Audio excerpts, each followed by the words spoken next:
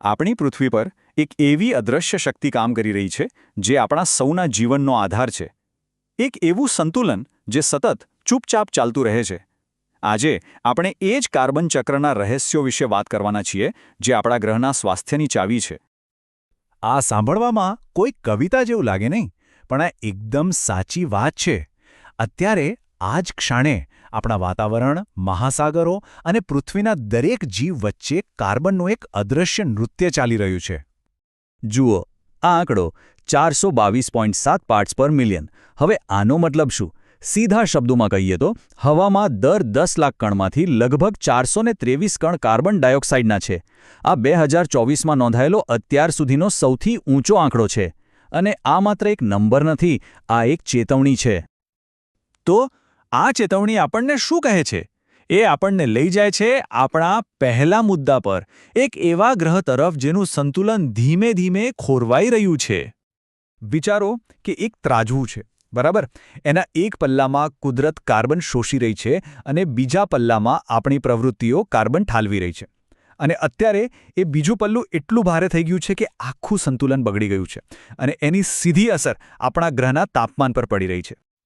પણ આ સમસ્યાને બરાબર સમજવા માટે પહેલાં એ સિસ્ટમને સમજવી પડશે જે અત્યારે મુશ્કેલીમાં છે. તો ચાલો જોઈએ કુદરતની આ અદ્ભુત રિસાયકલિંગ સિસ્ટમ. તો કાર્બન ચક્ર એટલે શું?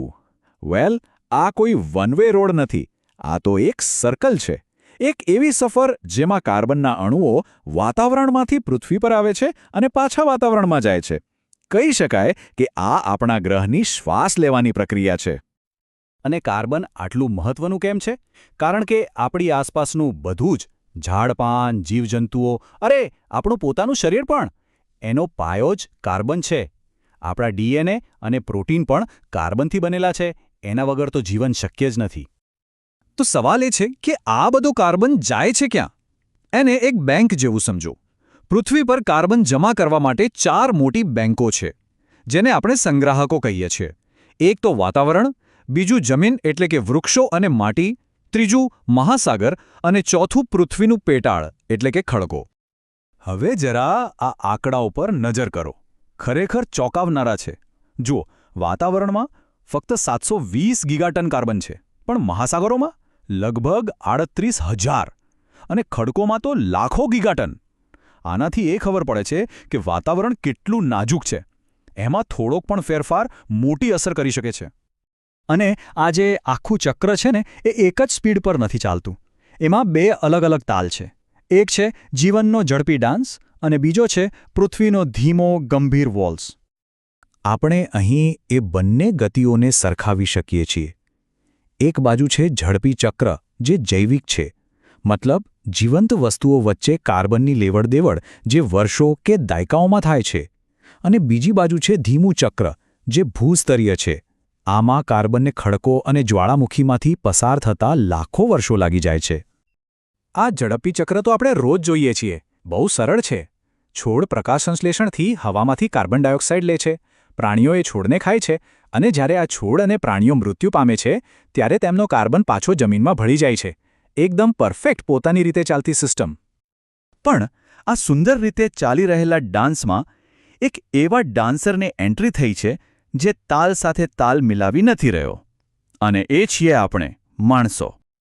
અને આ જ છે સમસ્યાનું મૂળ. આપણે શું કરી રહ્યા છીએ? આપણે એ ધીમા કાર્બનને જે લાખો વર્ષોથી જમીનમાં દટાયેલો હતો, એટલે કે કોલસો, પેટ્રોલ, ગેસ, એને બહાર કાઢીને બાળી રહ્યા છે અને સીધો ઝડપી ચક્રમાં ઠાલવી રહ્યા છે. અને આપણી આ કુદરતી સિસ્ટમ આટલા મોટા ઓવરલોડ માટે બનેલી જ નથી. આ ગ્રાફને જુઓ તો આખી વાત સમજાઈ જશે. કુદરતી રીતે જેટલો કાર્બન આવે જાય છે એ લગભગ બેલેન્સમાં છે. પણ આપણું યોગદાન જુઓ, એ એક મોટો વન વે એરો છે જે સીધો વાતાવરણ તરફ જાય છે. આપણે જેટલો કાર્બન ઉમેરીએ છીએ એટલો કુદરત શોષી નથી શકતી. અને એનું પરિણામ +52%. હા, ઔદ્યોગિક ક્રાંતિ પહેલાં વાતાવરણમાં જેટલો CO2 હતો એના કરતાં આજે 52% વધારે છે.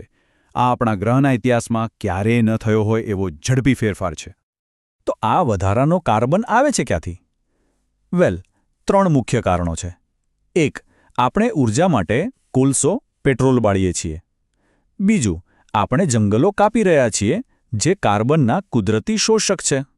અને ત્રીજું, સિમેન્ટ બનાવવા જેવી ઔદ્યોગિક પ્રક્રિયાઓ પણ સીધો કાર્બન હવામાં છોડે છે.